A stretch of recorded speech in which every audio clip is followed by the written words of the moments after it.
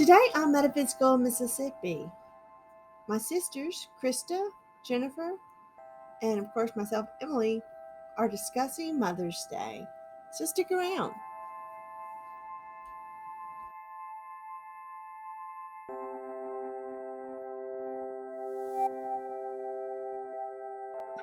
Welcome to Metaphysical Mississippi. Today we've got Krista and Jennifer. You've seen us before together, as sisters in the woo-woo family. Are you clapping? I'm trying to say hello because my picture's Oh, not look working. at that. Excuse me, guys. I didn't know. Jennifer's not able to join us, but she's making herself known there. I mean, But- she's with us, but she's in Hawaii and having camera problems, so we only have her by voice, not by camera. Yeah. I'm here. I'm totally here though, and hopefully Emily can find a Yes. picture of me that's Yeah. not too unflattering to pop up there. Well, we were going to do a quick little talk about Mother's Day coming up, and that, and we're just going to get into a few little subjects about, how our parents, the maternal, mainly our mother, and maybe what we grew up in, how they shaped our lives, or our outlook on spirituality and all that fun stuff. And y'all know we go all over the place. We don't stick to the topic or the script. So you're gonna say this is not a Mother's Day special, but it's all of Nelda's daughters That's talk. that's So we're true. This is how, pieces of her coming together. yes. So y'all know right now, I mean, I don't have a picture of Mama or anything. I got the granny background, but since I've moved my desk, Mama's not in the picture anymore. That's why I was having a bad video today. You have to get one for her in the I new just need to put her office. on my computer screen. That'll be fine. Oh, that's good. Yeah. I will tell you that since I'll share with everybody that I've had Yes. a kidney infection, and I think I've passed a kidney stone a couple of weeks ago. It did make me think about it when I was in the urgent care this weekend, and they were like, well, what they want to know if both my parents were still living and what they passed from. And I was like, oh, my mom died from kidney cancer. And here I am having a kidney issue. Oh. And even Val and I had thought about it since it's been ongoing for a while. I was like, oh man, this is kind of like a wake-up call for me, I think, as far as just thinking about my health and do I want to live, how many more years do I want to be here? I'm 50, almost 53. I think after we pass 50, we were all just thrilled when we passed 39, which was the age she died. Right. But I think once you pass 50, you start maybe noticing a thing or two here or there, and I feel like I'm being given a choice. I'm being given a choice of, do you want to live a longer life?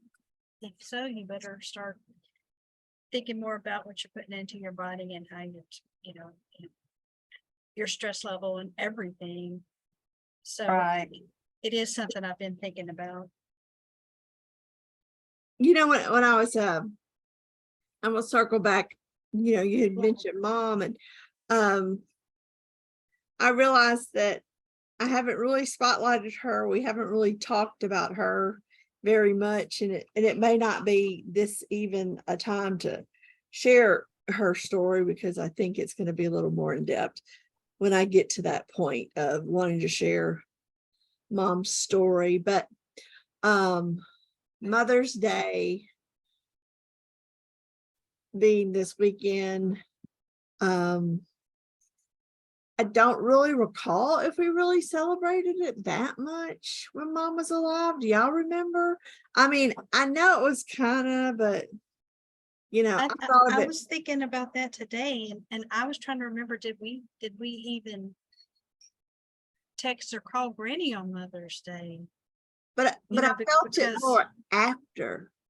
Granny, after Mom's death. I felt more I think I sent things to Granny for Mother's Day.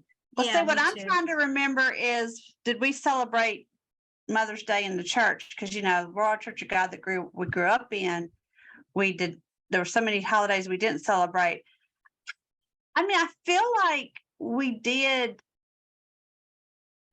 acknowledge her on Mother's Day, but I don't remember us necessarily getting her gifts or celebrating it. Right. That's kind of how I feel too. Yeah. I don't really, I almost have a blank about it.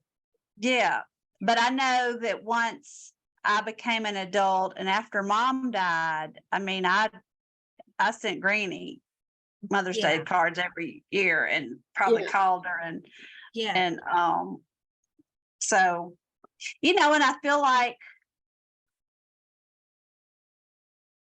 you know, in one way you could think, oh, well, that's sad. You don't really remember doing much for your mom, Krista, but you did it for Granny. But actually, I feel like what we were doing was we were filling that void for Mother to celebrate her mother on Mother's Day, because she Yeah. probably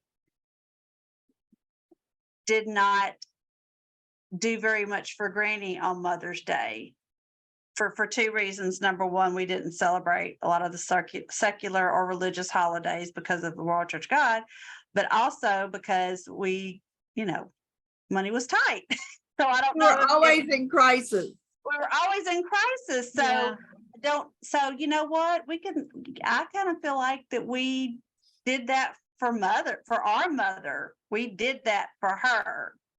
We stepped in and made Granny feel special on Mother's Day.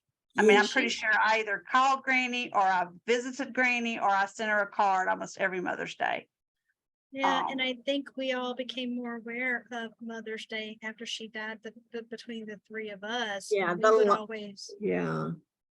think about her more on June the 3rd, which was the day she died. You know, which is Right. not too far away from Mother's Day. But Mhm. I appreciate that we all. I mean, even us doing this now, I was like, yeah, we should remember her. Yes. Yes. Yes. But yeah, I agree. The lack of a mother alive does make Mother's Day more significant in my life. I mean, do you guys ever like just daydream about like what would life have been like had she not died? I used to, Yeah. not so much now, but in my early adulthood, I did. I would have dreams where, you know, I had, we'll put a pin in this because this might be a different podcast or it might be something later on this one, but because I've had several mother dreams that were significant after she died that I felt like were more than a dream. But over the years, and not so much recently, but over the years, I would have dreams where Mama was in the dream. She was like a character, not necessarily the main character. And I would be like, oh, but you're supposed to be Dad. And Oh she'd be yeah. like, but then she came back to life and she was like alive and or some of the dreams, she's like, yeah, I'm still dead, but I'm just here right now. Or in the dream, it would be, oh no, I'm not really dead. And I'd wake up and I'd be disappointed. Emily, have you had any dreams about her? Yeah, but usually it's something where she's mom and daddy, she's a character in the story, but not the main character. Yeah. You know what? Yeah. That is funny, Emily, because like I've had very, very few dreams about her, very few. But I had, when she has been there, she's kind of just like in the background, like you're saying. It's not like now when she first died, I had one nightmare early on that I talked to a therapist about, and they said it was because of her seizures that I saw. The first dream I had about her, it was not a good one. I dreamed she was laying on the table and she got up, started chasing me around the room as a corpse. And in the dream I thought, that's my mama, but that's not my mama. Yeah. right? And I had already spoken to the therapist about watching her have those seizures. And, you know, the therapist was like, oh, that's probably you when you saw your mom being taken over by the disease. And you couldn't do anything. But then another dream I had, the last one I had that was really personal, was soon after that, I dreamed she was in that back bedroom in Granny's house, in the pink bedroom. And she was sitting up in the bed. Like, she was sick, but she was sitting up in the bed, and I went to talk to her, and we were talking, and it's like I knew she was dead or whatever. And she said, she reached out, she put her hand on mine, and I was telling her about my life, and I was telling her about, you know, going to college and all this stuff, and even about how I moved away from the church and everything. And she reached out and put her hand on mine, and she said, I just want you to be happy. Oh, You know. And that was the last personal dream I had about her. oh, Yeah. that's, oh. But I haven't had any since I've been older that's been personal like that. Have you, Krista? Not that I'm recalling, not that, I know, I'm sitting here. I mean, trying- I probably have had dreams in the past 10 years where she's a minor character, Yeah. but, you know, Emily, were you going to say something else a minute ago, or do you want me to talk about my initial dream, that dream I had? Oh, no, you talk about your dream. No, I was just gonna say, this gets off the topic of dreams, so maybe I shouldn't say it, but I'll just say it real quick. Yeah, I don't forget it. Yeah, you remember your dream. Know that, you know, when I think of a loss and having lost our mom, I guess I'm just kind of used to it. I just kind of have to numb Yeah. myself off from that. But when I watch a show and I see that a parent has died, I feel so sorry for those people. Like, oh, that's Yeah. Then you're wait a minute, that happened to me. do that to myself, you know, like, you know. I'm like, No, I've had the same experience. So, a very significant dream I had, and I don't remember exactly how long it was after she died, but it was within the first few months, I think. I had a very special dream. It was one of those dreams that I'm not convinced it was a dream now. I mean, it felt like it was real, whatever that means. But when before mom got very ill, you know, what, how old was I? 20, 21? Well, I I don't was know. almost 20 when was almost 21. So you must have been already 21. 21, almost okay. 22. You actually have probably just turned 22. Okay, yes. So, you know, I left home, was trying to live my own life and not necessarily, you know, living the life that my parents thought I should be living, which, I mean, I wasn't doing anything wrong or bad. It just wasn't what they had in mind for me. And so there was some tension between me and mom before she got sick. But when she was the past few months of her life, we kind of, you know, put that aside and but I was not at home. I had left home. But I was living in the Jackson area, and then Emily, you and mom and daddy and Brady moved up to the Jackson area because she was receiving treatment at UMC up here in Jackson. So, but I wasn't living with y'all. And so there was some, you know, a little bit of guilt. I mean, I did spend some time with her, but you were her primary care person, not me. I had gotten a job. I mean, I was working full time, trying to get into college. And so I was visiting her a couple times a week, but I was not her primary caregiver. And so when she did die, I did have some guilt. I had some guilt about some disagreements her and I had some guilt about her whatever angst I felt against her. I had guilt that I mean, it was very hard for me to to go step forward in my own life and not be pulled back into the family dynamic. And I felt guilt that maybe I should have, the survivor guilt. There's always that survivor guilt about, oh, I should have done this, or oh, I could have done that. Yeah. So I was experiencing that a little bit. I mean, when mom died, we put our stuff aside and we were okay, but I had guilt about it. And I had this wonderful dream that felt so real. I had walked into a Burger King up here in Jackson. It was a Burger King that I ate lunch at pretty often. I think I And know in this which dream, one. yeah, I walked in and mom was sitting at a table in pajamas. And I can't remember if I ordered food or not, but I went down and sat with the table with her. And I was like, what are you doing here? And she's like, I just wanted you to know that everything's okay. Like, Oh, we're okay. You don't have to. It was similar to what your thing where mom says she just wants you to be happy. I Yeah. don't recall that she necessarily said those exact words to me in the dream, but she just wanted me to know that everything was okay. But that we were okay. My relationship with her, that I didn't need to be upset. I didn't need to.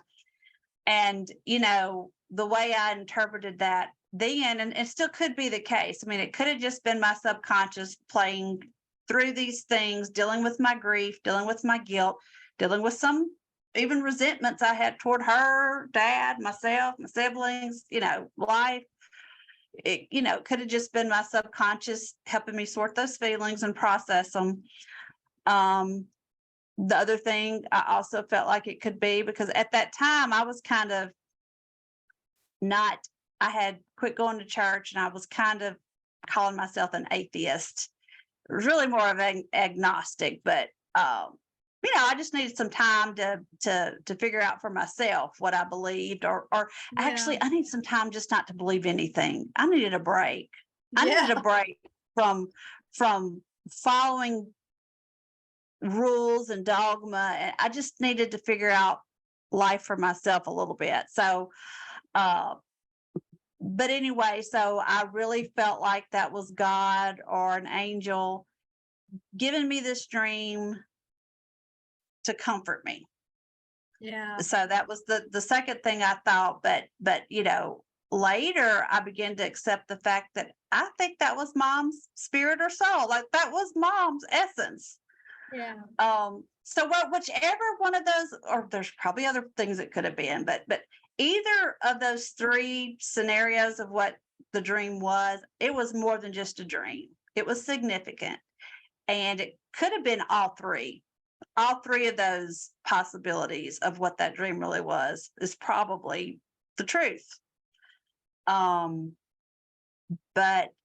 that's one of those dreams. I mean, I can just sit here talking about it. I can remember what I felt like in the dream. And when I woke up, it didn't feel like a dream. It felt real. It felt like that really happened. Yeah. When I think of that dream, it feels as real as any memory I have of mom when she was alive. Oh, yeah. Well, Emily, I was thinking you haven't had a dream like that, have you? But you probably spent more time with her. Yeah.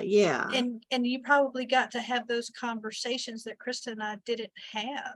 Exactly. The while she conversation. was still alive. Yeah. Well, her biggest thing out here, her say, is she just always was hoping that that I would find my purpose or my place. She was kind of Oh, really? a little concerned about me just kind of being la la la la. And just kind of well, she probably felt a little because I had kind of given up quit going to school and I focused on taking care of her. So me finding my path to independence, it got interrupted, Yeah. to take care of her. So that's probably why, those kind of things, like I would hear her say, I just want to make sure. And I think that's another reason why some of the beautiful women, her friends, came and stepped into that role of maternal and really helped me because, I Yeah. felt, but the thing that I think is just funny though is she always wondered or worried about me finding purpose. But seriously, I've never not felt I had a purpose. Do you know what I mean? Yeah. That that I'm turning out to kind of not surprise her, but not surprise her Uh-huh. You might end up being the most vocal of us all. with it. Well, I believe that I think I probably am. I probably will be. But Yeah. that's okay. Yeah. But see, in it, where mom was in her life at that time, though, oh, she for sure loved us and she was sincere. Yeah. But she had a certain standard or prescribed, can't think of the right word, but prescribed ideal of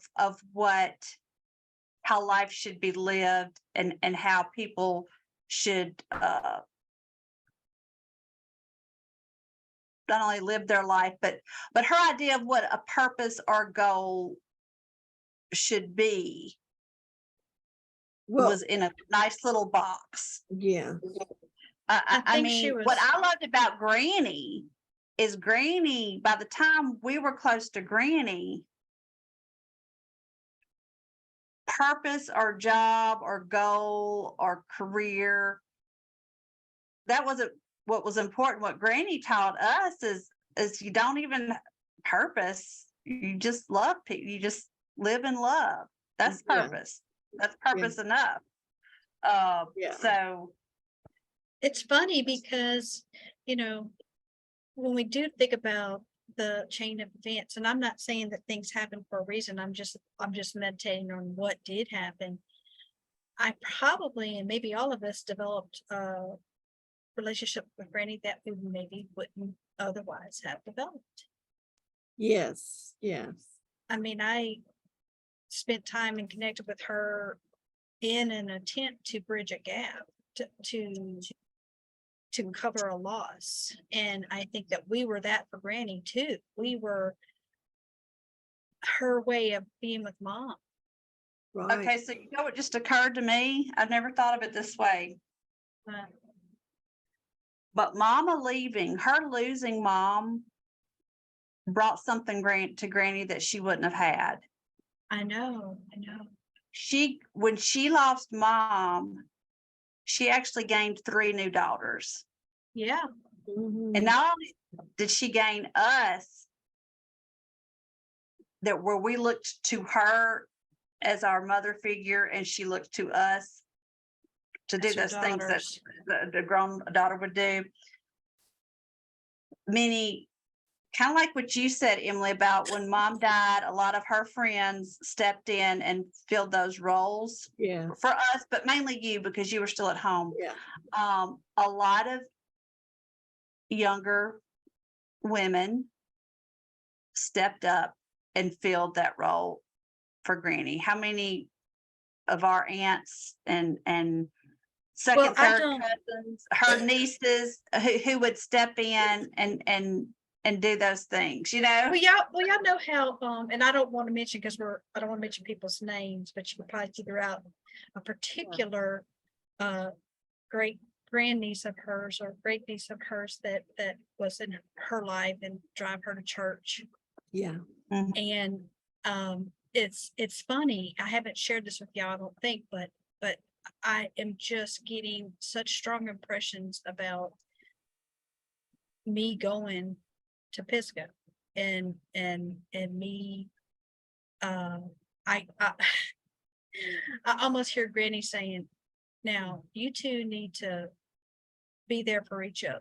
Oh, Like she's telling me to be there for her, and then also that she could be an older model for me. That's something that's been, I mean, you know, I'm kind of going through, I was telling him, kind of going through a rebirth of my connection to Christianity, but it's like, it's kind of like coming full circle for me. So I'm kind of seeing like, I don't know that I know that that's Granny necessarily talking to me, but I do know that it's what she would have said to me. but you know, another thing, you know, we did have through Granny, such good example, a healthy example, I think, of so much love there in her faith and how she believed and worshiped, that that is, you know, she modeled a relationship with you know, God or whatever. So it's comforting to me too, when I always fall back into that, because it's comfort, because it's also the heritage that we got from our granny, you know. Yeah. Like, you know, the going back now, if there was a lot of trauma based around that church, you know, I can understand, like, you know, if you said you want to go back to the Worldwide Church of God, that'd be a little. No, I know. I'm actually, No, I'm no, in I'm a, saying that, you know. no, I I am actually finding myself kind of in the same space Granny was in, because I'm also not feeling super judgy about what other people do. Yes, Because I don't think it matters what other people do. I mean, she never judged people. I love She that just, about Granny. she just did what was right in her heart. Yeah, you do what you do, baby. I don't know. Yeah. And I don't know either, to be honest. I don't know. I have no clue. I can't explain why, you know, I've had certain experiences that I've had. But I do remember that Granny talking about how she saw the angel standing at the bottom of her bed that time. And, you know, she was a super Christian lady. Oh, and but also when we would talk to her about, you know, she lived in that old home place in Manifest for a long time, and there was like a good 5 years She before was born there. Yeah, it might not at that exact house, but on that same spot. Yeah. The you know, before she finally did leave and go live with, you know, one of her sons, and eventually in a nursing home. When I would ask her, aren't you lonely out here? Don't you want to, you know, are you okay? She would say, oh, I'm not alone. My mom and daddy are here. I mean, y'all remember her saying that? That they were with her. The way she said it to me is she didn't say they were there actually, but she just said, I just feel like they're here. That's how she would say it. Because, you know, she was careful how she said things. I think Granny probably had experiences, but she was very careful how she worded it. Well, I mean, because once you label something, it gets stuck with that label. And she didn't want to be she didn't want to be a lead somebody down a path they weren't ready for, or you know what I'm saying? And probably in her generation too, those things had certain connotations that she wasn't comfortable using, right? Right. But Right. I always felt like she was open to whatever anybody had to say. She would not like shut people down and be like, well, you're wrong, you know. And she would just, and that's where I have to be super careful too, as I process through the cycles of spirituality. It's like, okay, yes, but let's remember that's the number one thing I take away from her. Mhm. Not to judge others. Mm-hmm. No matter what you do, don't judge others.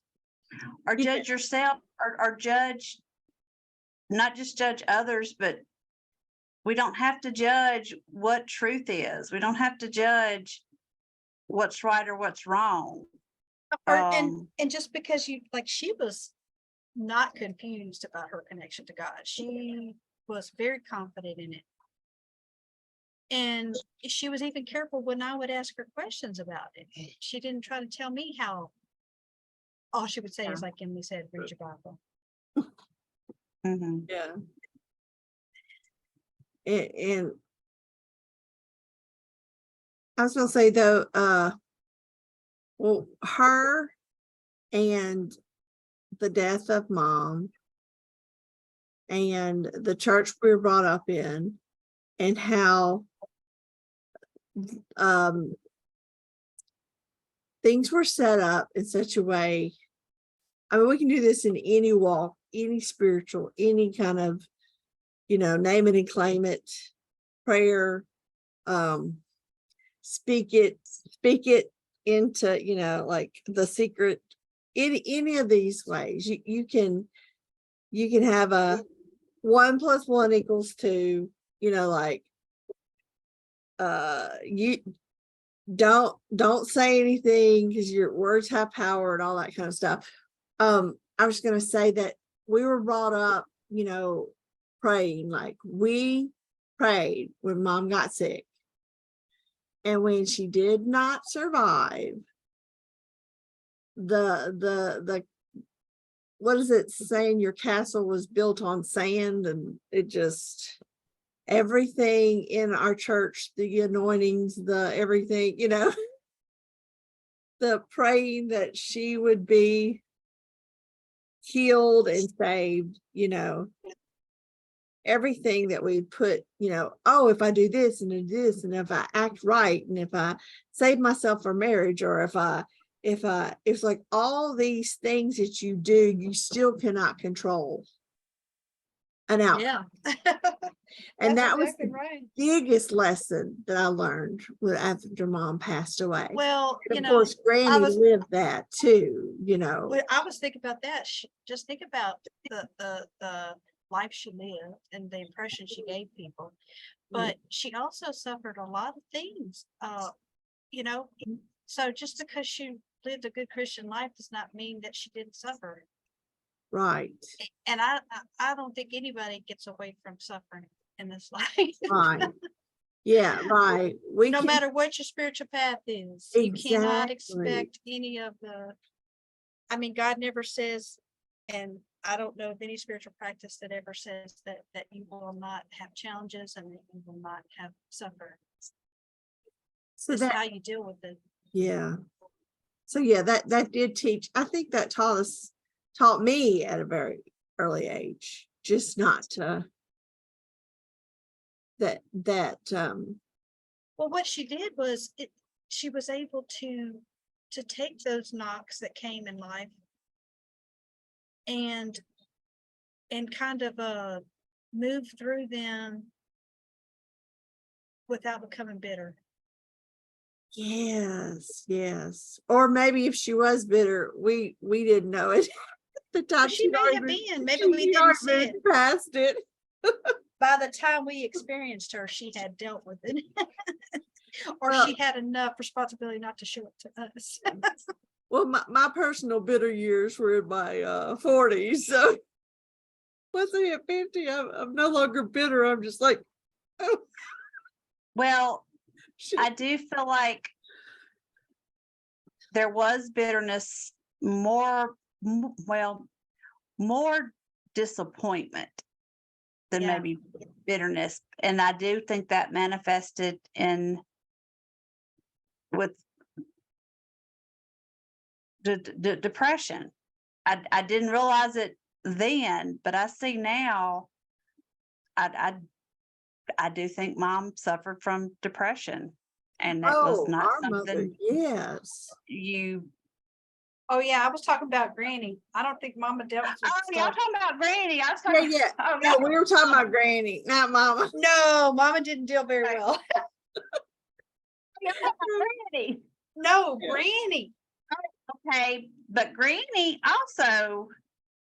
I don't know if it was depression, but no, she's She had a nervous suffered breakdown. before we were born. Right, Yeah. right, in her earlier years. Right. Oh, I'm sorry. I was thinking Mama. I thought the conversation got off to Mama. Okay. No, we got to. I like to think that if Mom had survived, she would be in her 70s now, right? And I think so. and too. yeah, she would have been. Yeah, She'd be early in her 70s. 70s. Yeah. Of course, So I can't believe that she was only 39 when she died, because I feel like, Still young, right? yeah, no, I mean, I felt like she was kind of old. I mean, because I don't feel 50. yeah. You know what I mean? I still don't ever feel as old as Mama was. I mean, sometimes I do. But you understand what I'm saying? Yeah. I'd like to think if So- she'd made it over the hump, that she would be at that phase Granny. She would be at that phase that Granny was at when we were adults with Granny. One thing that I have thought about too, girls, and it's not a good thing, but I've just thought, the older we get, it's going to come a time when one of us is going to experience a loss, and one of us might go, or one of our husbands might go, because our husbands are all older than us, Yeah. or something. I'm just like, I don't know. Have you guys started to think about that sort of stuff Yeah. as you've gotten into your 50s? I've been I- thinking about I losing never- one of the sisters. Yes. Yeah, I have too.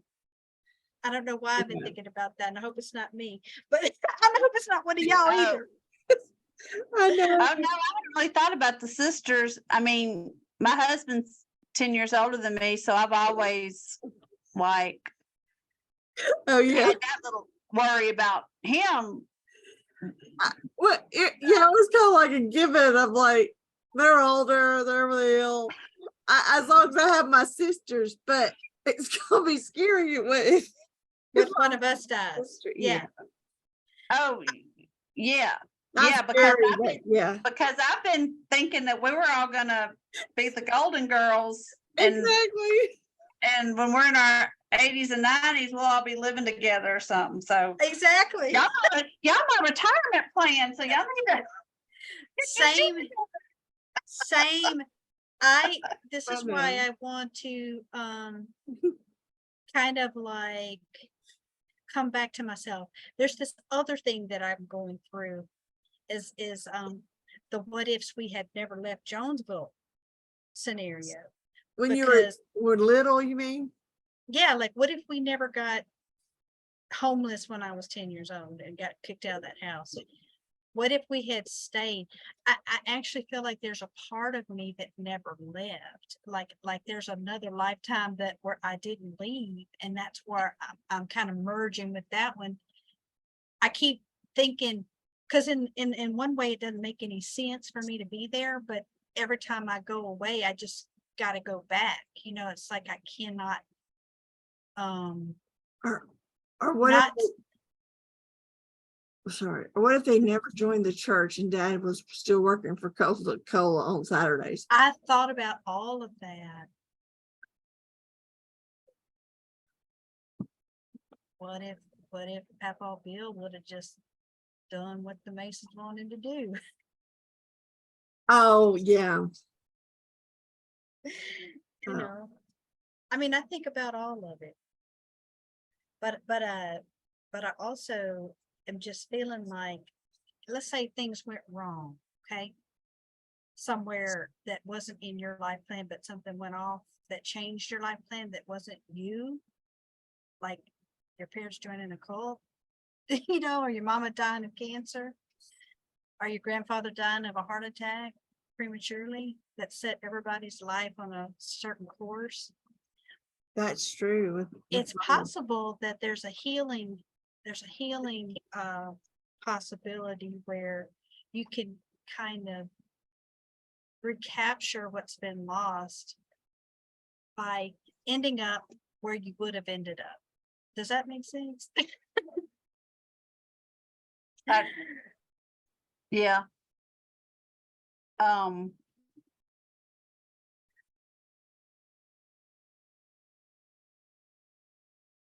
Like other people might get It in could be there all and the, well, it could be that all these events and things that take place in our life aren't even really it's just a part of the game. yeah, because maybe you'll end up where you're supposed to be anyway. Well, Mhm. well, I'm going to use an analogy from the Bible because that's my favorite thing to do. But it's kind of like, well, I feel this in my life is the getting to the promised land, and Oh yeah. always having to go back into captivity, or conquer something. And I think that's kind of what you're talking about is getting back to where that home, that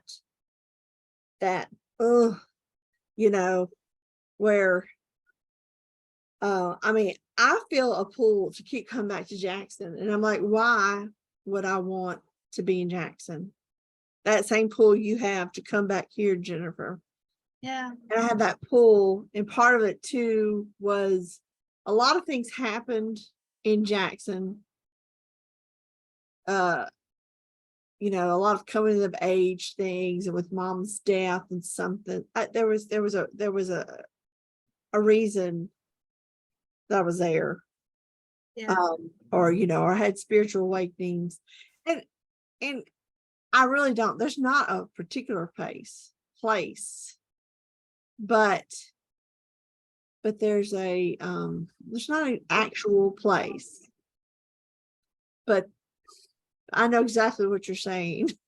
Well, I've been really looking into, not on purpose, but you know how sometimes something comes in your mind and then so you think it and then you start seeing it everywhere. Yeah, And that could be God showing you, or it could also be just you seeing it. It's always been there. You just couldn't see it because now that you're thinking about it. But the idea of generational curses and generational blessings, because I think that there are things we definitely inherit that are negative from our ancestors, but I think there's also things we inherit that are gifts from our ancestors. yeah. So I kind of looked at some of that deliverance ministry stuff, Emily, you were talking about. Oh, It's yeah. it's a little bit creepy for me. I think that's a little bit going too far for me. Yeah, it was creepy. That's why that was my post-traumatic stress disorder. I think that if you have a relationship with God, I'm gonna use a word that's gonna make y'all twinge, but if you have a relationship with Jesus, you don't, everything can be healed. You don't have to carry the weight of your parents' sins, right? Right. But I I do agree with think that certain impacts can be passed down, whether they're negative or positive. Well, it's just circumstances and consequences. I mean, it's just physical Yeah. too of Well, you're yeah. starting life at a disadvantage sometimes, or you're starting life advantaged, Well, Come yeah, from I a- think about how Papa Bill, because I feel such a connection to him, how his death impacted, Mama, Granny, our uncles, yes. the town of Jonesville. And I think about there's that, but then there's also the heritage that we have through the rights. of people Around our, living for. Huh? wasn't he around our age when he died? Let's I'm see. 53. Who, Papa Trying Bill? to- Yeah, Yeah. he was, yeah, I've already made that connection, Krista. He was about your age and about the age I'm going to be when I come back this summer. Yeah. Is about when he died. Mhm. Imagine having a 3-year-old right now. Oh, What?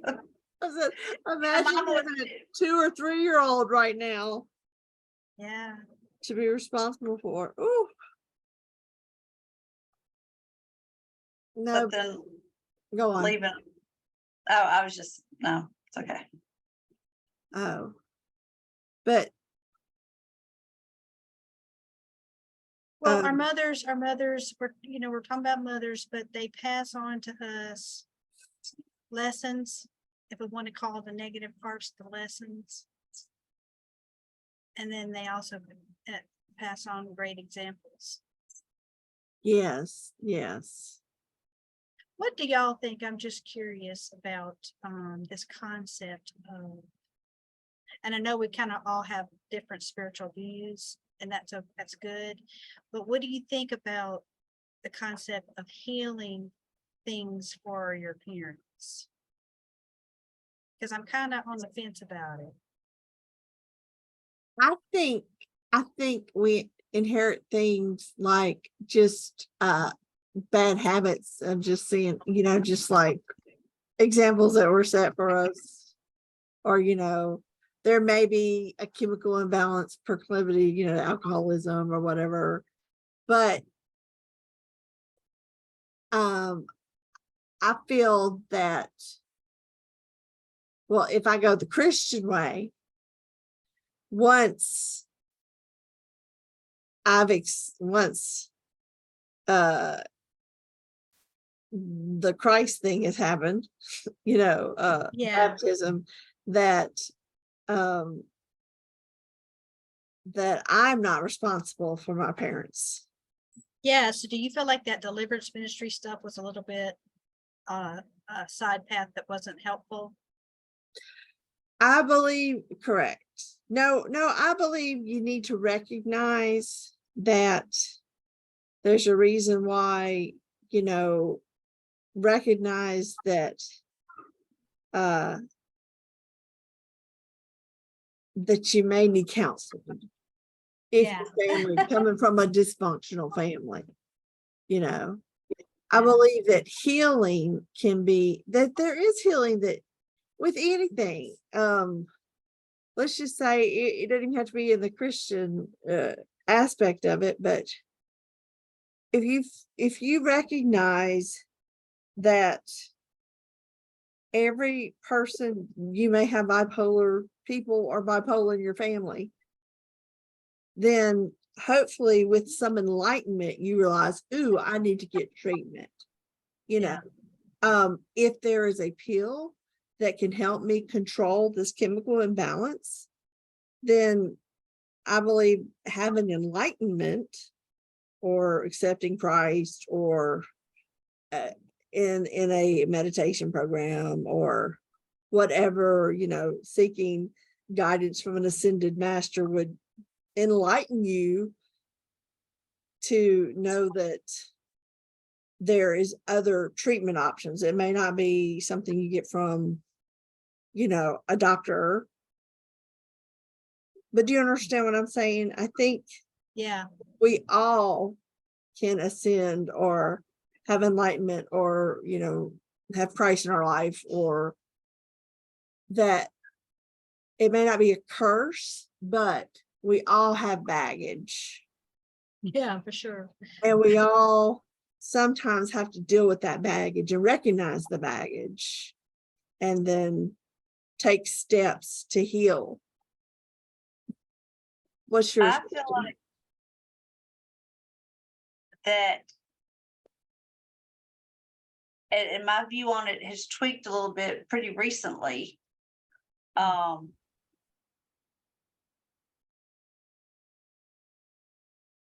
That really all we have to focus on is healing ourselves.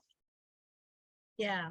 And through healing ourselves could have the ripple effect of healing. But so I don't want, so there are practices. Okay, so let me rephrase that. That's my truth and my reality from my purpose and my journey in this life. I do understand and even respect and maybe even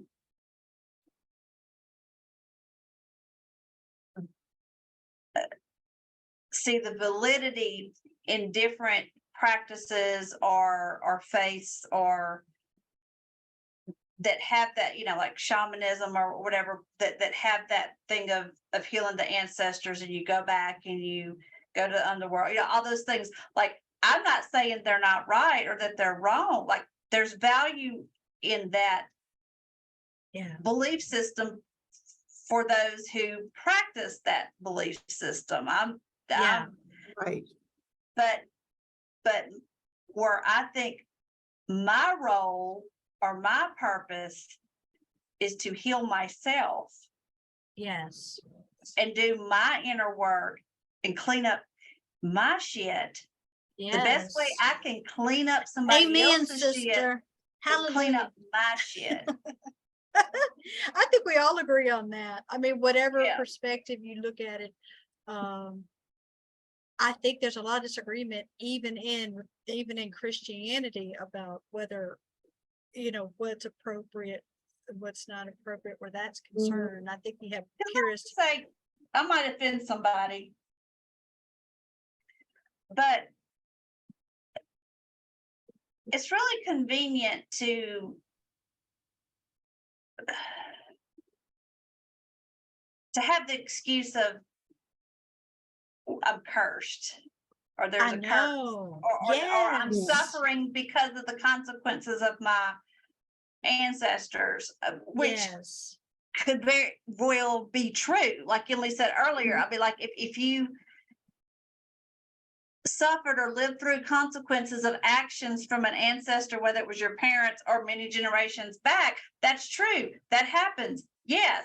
But to use that as an excuse or a reason of why you're stuck or why you can't clean up your own shit.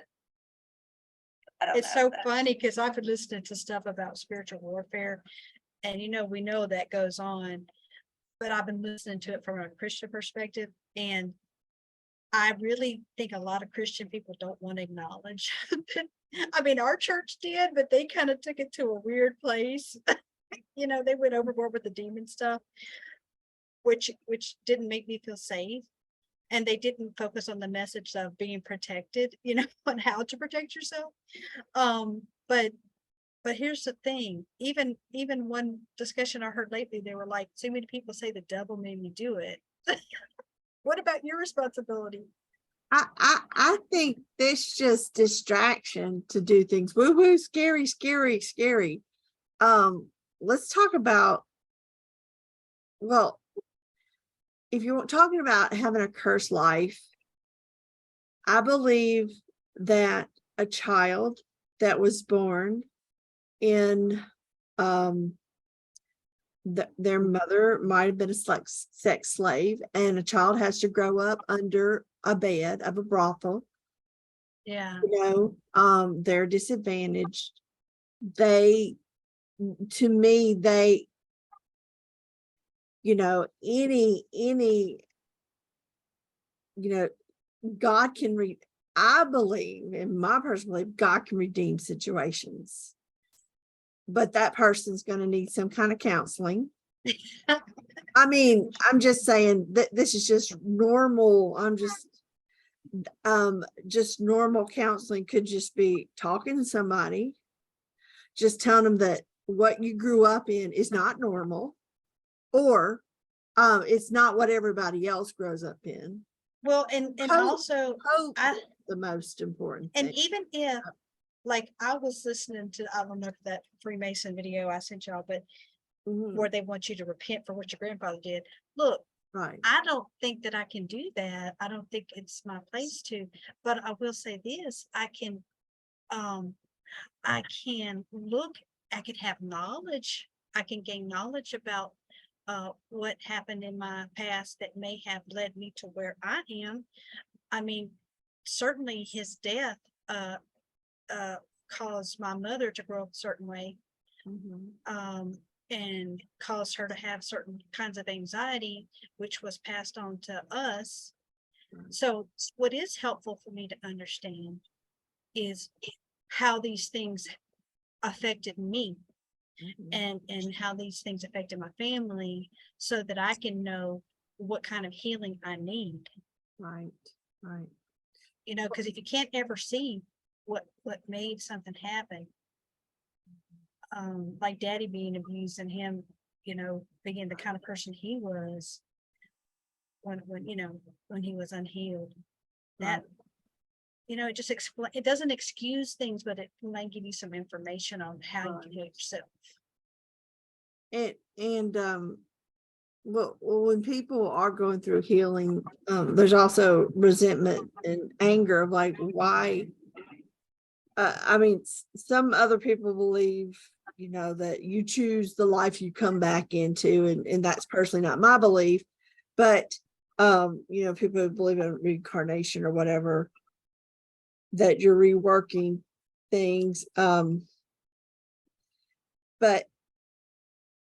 yeah, I know I kind of get deep on the I'm at a stage in my life where I am still healing some of the things that, you know, from my childhood, but I'm also looking now more about, gosh, I was damn blessed because I did not grow up being abused, and my relatives were not abused. And oh my God, I saw love, Yeah. had love. And the calling I feel in my life is to show others that love, and that we can get mixed up in the curses, but just to show hope and love. And because that child who grows up underneath a bed being abused, you know, talk about Mother's Day. I mean, I'm not trying to get all stabby, but you know, you don't want them to continue to think that that's normal. So I want to just something that I said, because Yeah. so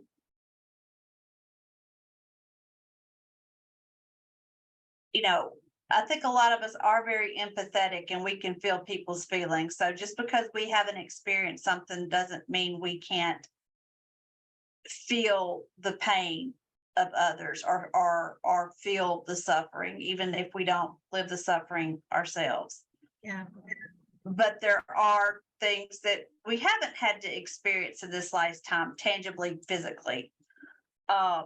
So even though I just expressed what my opinion is about generational curses, or feeling that you're stuck because of what you were born into,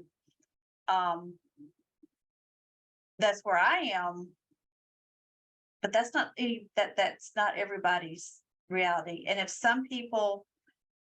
for some people, the only way they can heal themselves and do their inner work is through the need to make an effort to heal something from the past. I mean, that may be the way they heal themselves. So I don't want to get stuck in labeling that this is necessary, this isn't necessary. It's not necessary for me, but that doesn't mean it's not necessary for somebody else. I just recently have realized that it's okay that I don't try to right the wrongs of my parents or others before me. I don't feel the obligation to right the wrongs. Yes. But that doesn't mean that someone else doesn't feel that. Oh, Well, I'm also at a point too, Krista, where it's kind of like what you're saying, is that it's all learning. Like, let's say I felt some way 10 years ago, or let's say 15 years ago, I had strong feelings about thus and such in the spirituality. And then 10 years ago, I went this direction and I got really deep into that. And then now here I am kind of coming full circle. But what if you don't go into those things, you never know. You know what I'm saying? Like the way we were raised. And what does it even matter which thing you're in? Well, what I'm trying to say is it's all growing. It's all like, it's all, in my personal opinion, God sees it all as necessary to your growth. What So- if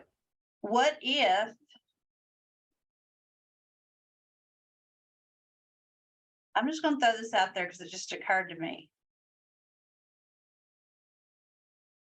What if our perception of how we feel about healing generational curses have changed recently because those curses have been healed? Oh, I like that. It's possible, Maybe, because I know I'm I've not been saying maybe we all been praying. Have we all been secretly praying about that? I Oh, don't know that I've been consciously praying it, but I've been living I, my life to do that. And you probably already did that back in Nashville, right, Emily? yeah, I was gonna say I've already done it. Emily's ahead of us as usual. I just don't tell y'all what I've already done. So, Go ahead and tell us. well, I'd I like to mean, know. no, there was a huge change happen in my understandings. And it might have been a huge change just because I was healing myself. You know, But all these things are spiral too. Like Jennifer, like you said, you come back around. Yeah. I'm never gonna say I know the answer or I know what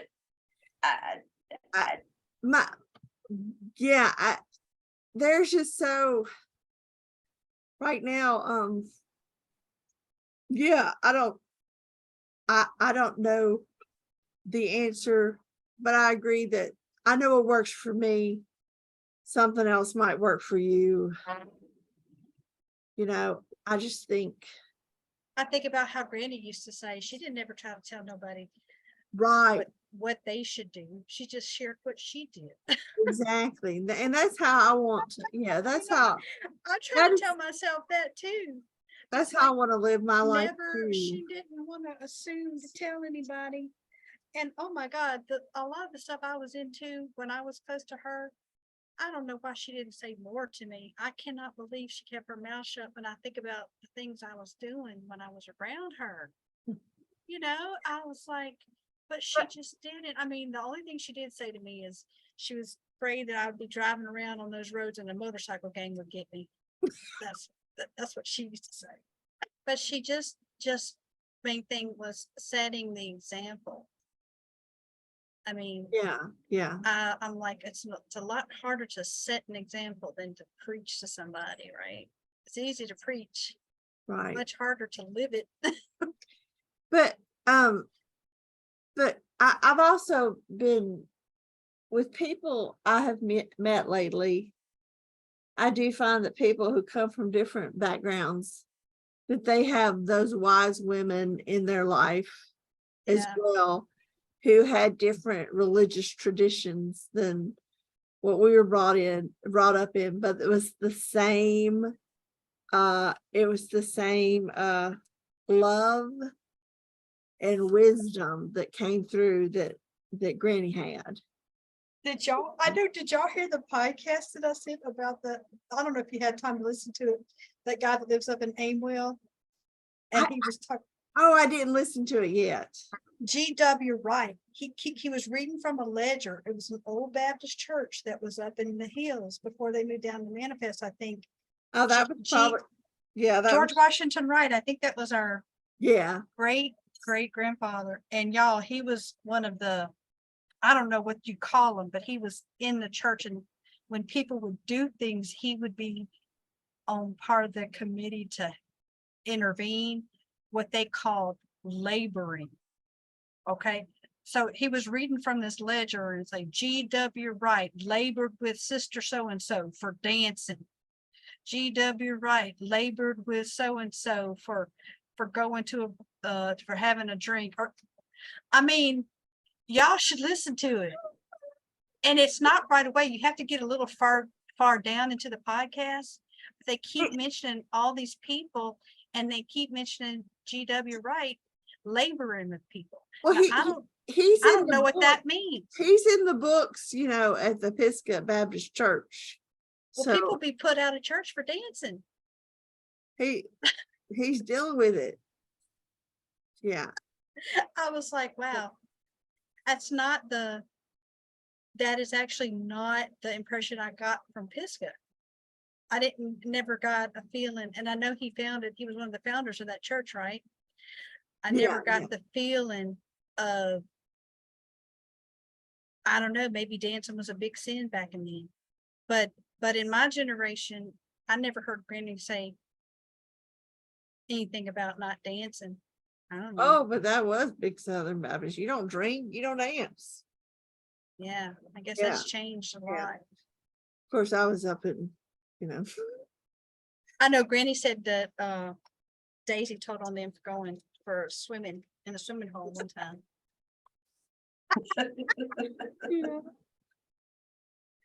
Well, our mama did dance, so she broke the rules. Obviously, Krista was born. But I was gonna say with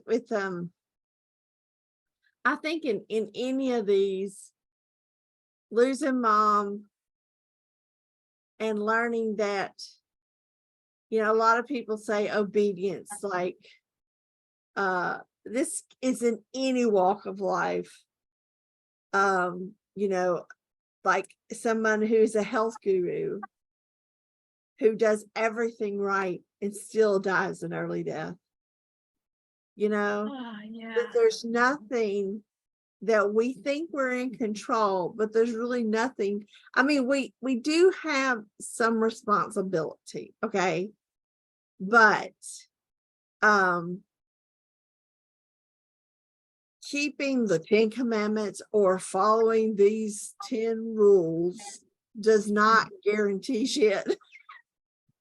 That's right. But they can help make life better and maybe easier, but it still does not guarantee you anything.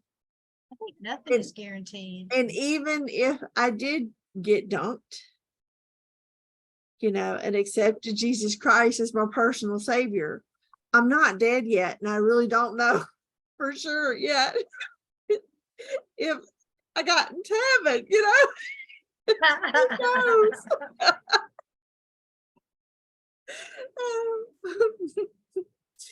Who knows? Well, and the thing about it is,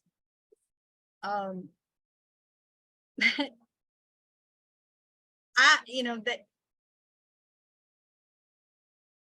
what if you end up where whatever you live your life as? And I don't mean that like I'm like heaven or hell. I mean, what you believe is what you end up doing. And people who, this may sound off topic, but if you hear any stories from people who had near-death experiences, and the argument could be it's all a hallucination or something, but a lot of them did experience things that lined up with their own belief system, and there are people all over the world from different belief systems who have had near-death experiences. So what if it's all true? What if it's just if we're consciousness, like if we're just consciousness, that's what if we're just a hologram and we're all just making all we're creating the reality that we're in. Yeah, but you can only kind of, I think, choose what you're going to do in this life Right, right now. right. I mean, and kind of a good way to But- tell for me is it's like if you feel peace, you know, and But and here's I do think about scripture that says that, you know, I'm not the author of confusion. So sometimes something that's real negative may not be something scary. It may just be some kind of energy around you where it's just chaotic. That's not something you want to be around, you know. I'm sorry, did you say something, Krista?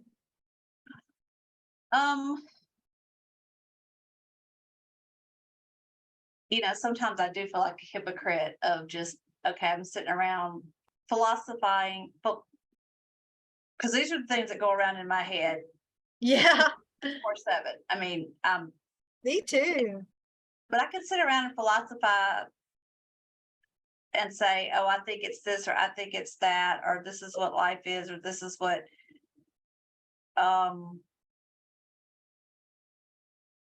but you know, a lot of times we say fear is at the root of so many things that are not positive feeling, but it's all about suffering, humans trying to not suffer. And there's a lot of people in the past and present day who suffer, and that suffering is not necessarily from something as a consequence that they've done. Yeah. And so that's why I can see it's easy to want to blame, or blame is a harsh word too. We want to look for a reason. Why is there suffering? And that's what the whole Buddhist tradition too was the Buddha walked out and from his nice protective palace he grew up in the best home, full of love and nurturing, and all his needs were met, and saw suffering everywhere. And the suffering that he saw was so overwhelming that he abandoned that perfect, comfortable life that he had in order to search and find a way to end suffering. And it's not just the act or the experience of suffering, it's that we have an attachment to that suffering. And then also the suffering of Jesus on the cross. I mean, that's another thing. What is this deal Because in with that suffering? tradition, he went to the cross to bear the suffering of the whole world. Exactly. Yeah. It's you're right. I think being in a physical body is, you can't avoid. I don't know anybody, and if there's somebody out there that maybe I'll meet them, but I don't know anybody who hasn't suffered in being a human being. And it's possible, I don't say that I know this for sure, depending on what a person's belief system is on why we're here and what this is all about. But is it as beautiful as this planet is, and as lovely, diverse, and wonderful opportunities, many pleasures can be found on this planet? You know, our existence here could be to suffer, Or just to learn what it is to be not to be physical. yeah, In the physical and world. to be in physical, you are going to feel things. and not all things. So it's that diversity of feeling. It's to feel and experience contrast, to feel and experience contradiction. And having gone through all the new age exploration I've done in 10 years time, because I'm marking about 10 years where I really got really deep into all kinds of new age ideas. And what I'm at this place now where I'm like, I mean, you name it, I've explored it. But what I'm seeing now is I'm kind of standing back, and I'm seeing it's like science versus faith. New age tells you about the science of everything, and faith, you can learn everything just by taking it on faith, and you wouldn't have to go down the science path. It's kind of like, but some people want to, go down the science path, and it's the same concept as the knowledge of what I'm finding. It's the same concept of the knowledge of the tree of good and evil and the tree of life. And you were presented with two trees. And what are we always going to go for? We're going to go for the knowledge of good and evil. We want to explore all those things, and we want to learn for ourselves. We don't want to just take God's word for it. Guess what? It could have been a shortcut. Ego likes to know. Ego likes to feel, because ego thinks, and when I'm saying ego, I mean, I'm not anti-ego. Ego's serves a part, like ego is there for a purpose. But it's like humans, we think if we have all the knowledge, then we will be able to not cheat the tree of life, but it's like, oh, well, if I know you don't have to trust God. If you know if I everything, you know don't. everything, then I'll figure out what the tree of life has to offer. And the tree of life is saying, yeah, but you could just come partake of the tree of life, and then you don't have to worry about what you know and what you don't know. It's so true. It is so true. And I'm standing back and I'm going, all that stuff I explored for 10 years is actually the mechanics of how God works. It is the mechanics of how God works. But guess what? You don't have to know all that for God to work. That's You don't true. have to do any of it for it to work. All you have to do is have faith.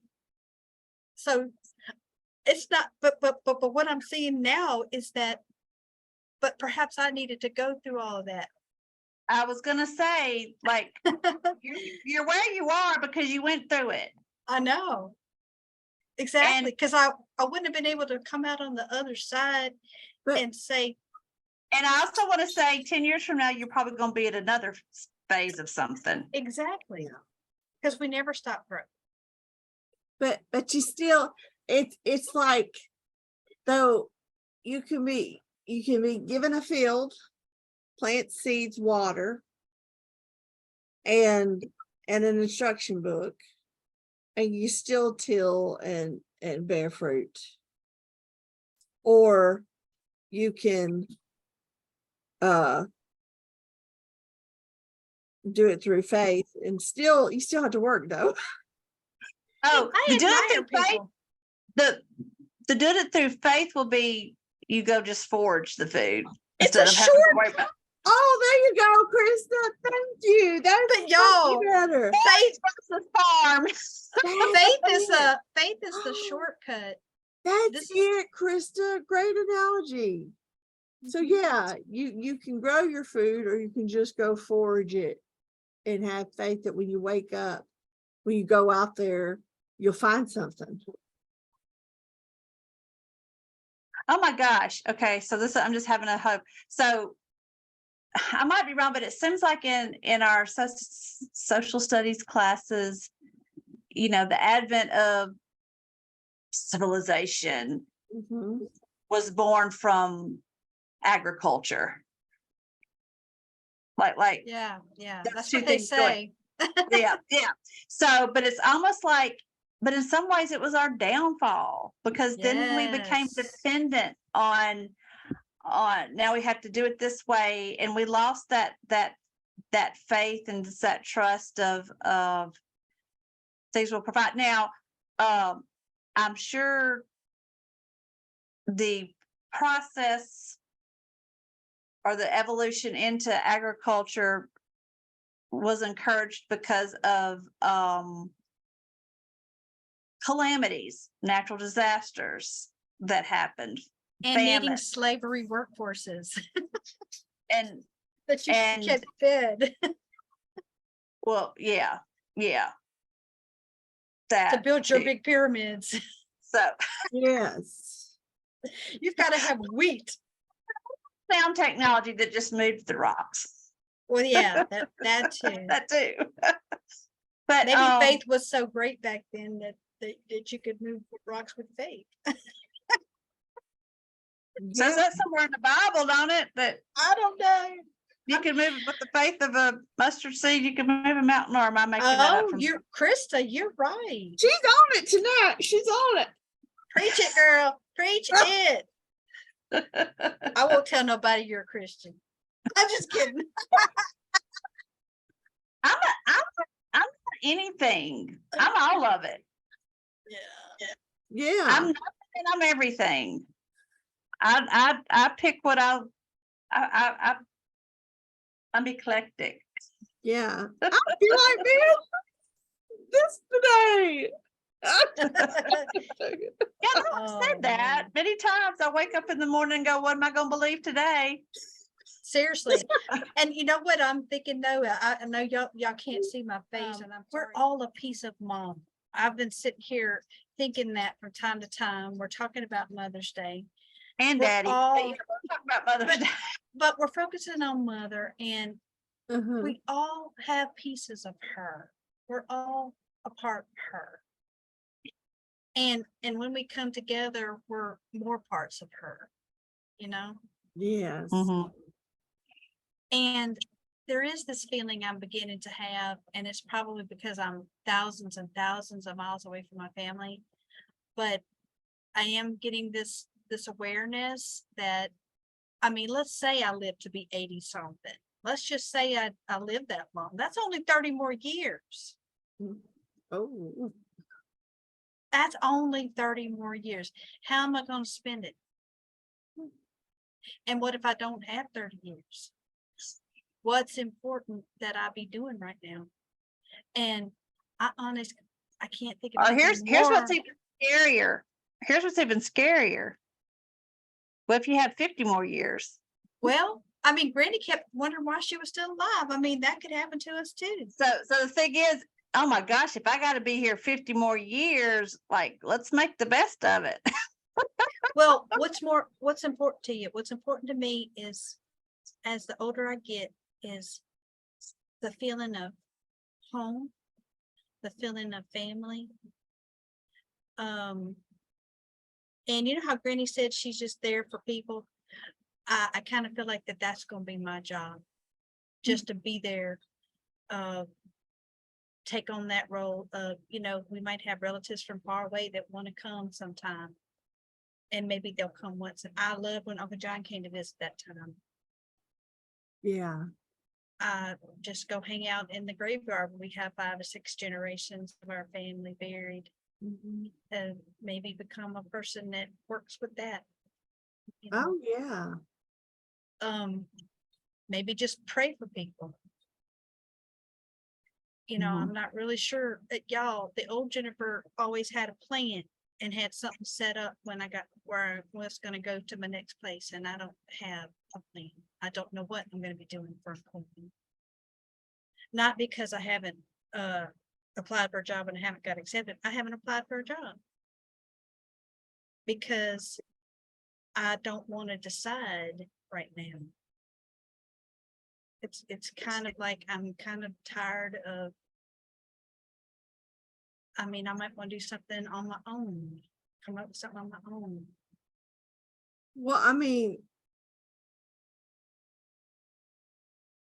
I'm amazed every day that I pay my bills. I know, right? I mean, it's a miracle.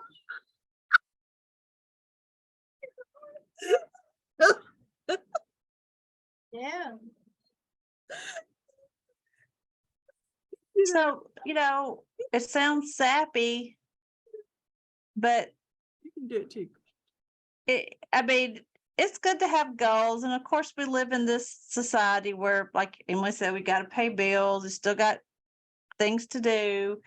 But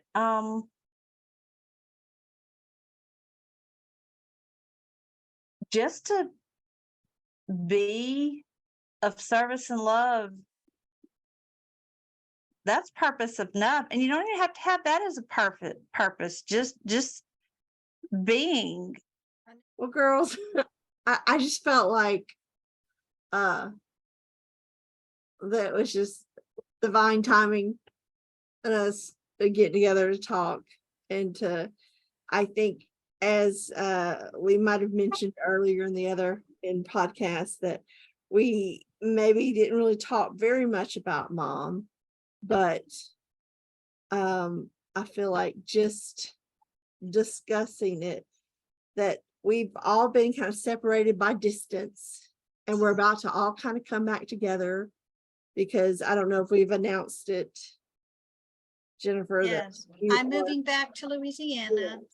Jennifer's moved back to Louisiana, and we've all kind of been in our own walks of life, and this was a good just to get together and regroup as the Regroup. yeah, Regroup. regroup as the three. So well, I hope everybody has a great Mother's Day, and Because I just I'm want to the- say there's that the power of three, the power of three, especially the power of three women. Mm. The Father, the Son, and the Holy Spirit. Yeah. oh, that's right. Yes. Which one of us is which? All right. Well, y'all have a good evening. Okay, love y'all. Love y'all too.